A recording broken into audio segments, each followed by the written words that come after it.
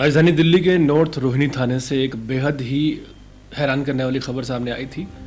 एक के बाद एक झटके रोहिणी थाने की स्टाफ को लग रहे हैं। पहले इस थाने के सब इंस्पेक्टर विजय को सीबीआई ने रिश्वत लगते हुए रंगे हाथों गिरफ्तार किया था और अब उसी थाने के एसएचओ खालिद हुसैन को विभागीय लापरवाही के चलते तत्काल प्रभाव से सस्पेंड कर दिया गया है। यह घटना न सिर्फ दिल्ली पुलिस की साख पर तीखा सवाल खड़ा कर रही है, बल्कि ये भी दिखा रही है कि सिस्टम के अंदर काफ़ी कुछ गड़बड़ है। सब इंस्पेक्टर विजय ने एक शख्स से 50,000 रुपये की रिश्वत मांगी थी।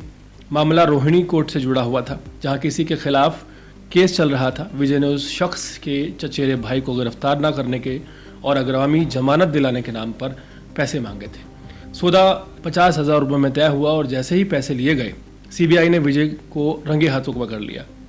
ये कार्रवाई 5 अगस्त को की गई और दिल्ली पुलिस के तुरंत एसआई विजय को निलंबित कर दिया। इसके बाद जब ये बात सामने आई कि थाना प्रभारी यानी कि एसएचओ खालिद हुसैन अपने स्टाफ पर ठीक से नज़र नहीं रख पा रहे थे, तो उन्हें भी जिम्मेदार ठहराया गया। विभागीय जांच में कहा गया कि उन्होंने अधीनस्थ कर्मचारियों की गतिविधियों पर ध्यान नहीं दिया और सीबीआई को पहले से कोई सूचना नहीं दी। साथ ही इलाके में बढ़ते अपराधों और संवेदनशील मामलों की अनदेखी को भी उनकी लापरवाही माना गया। इसी के चलते दिल्ली पुलिस कमिश्नर ने उनके सस्पेंशन के आदेश जारी किए। नॉर्थ रोहिणी थाना पहले भी कई बार विवादों में रहा है और अब इस नई कार्रवाई ने विभाग की छवि को और धक्का पहुंचाया है। लोगों का भरोसा पुलिस पर वैसे भी डगमगाया हुआ है और जब ऐसे मामले सामने आते हैं तो आम आदमी के मन में सिस्टम को लेकर और भी निराशा भर जाती है। दिल्ली में ये कोई पहला मामला नहीं, इससे पहले भी इंस्पेक्टर सुनील जैन और नीतू बिष्ट जैसे रिश्वतखोरों के नाम सामने आए हैं।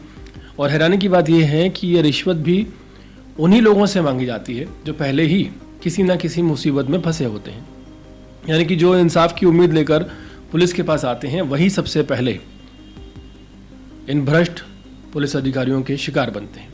अब सवाल ये है कि क्या पुलिस महकमा सिर्फ सस्पेंड करके या ट्रांसफ़र करके ही अपनी जिम्मेदारी निभा लेगा, या फिर कुछ ऐसा भी किया जाएगा जिससे जो बाकी भ्रष्टाचारी हैं उनको भी सबक मिले। क्योंकि जब तक सख्त कानूनी कार्रवाई नहीं होगी और जब तक भ्रष्ट अफसरों को सज़ा नहीं मिलेगी, तब तक ये सिलसिला बदस्तूर जारी रहेगा, रुकने वाला नहीं है।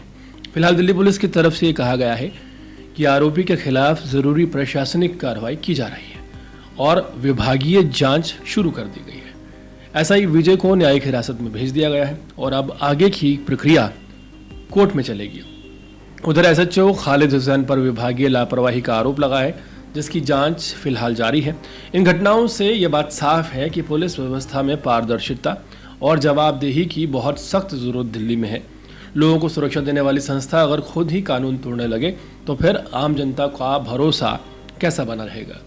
ज़रूरत इस बात की है कि ऐसे मामलों को गंभीरता से लिया जाए और सिर्फ दिखावे की कार्रवाई न होकर असल सजा दी जाए, ताकि आने वाले समय में कोई और इस तरह की हिम्मत ना कर सके।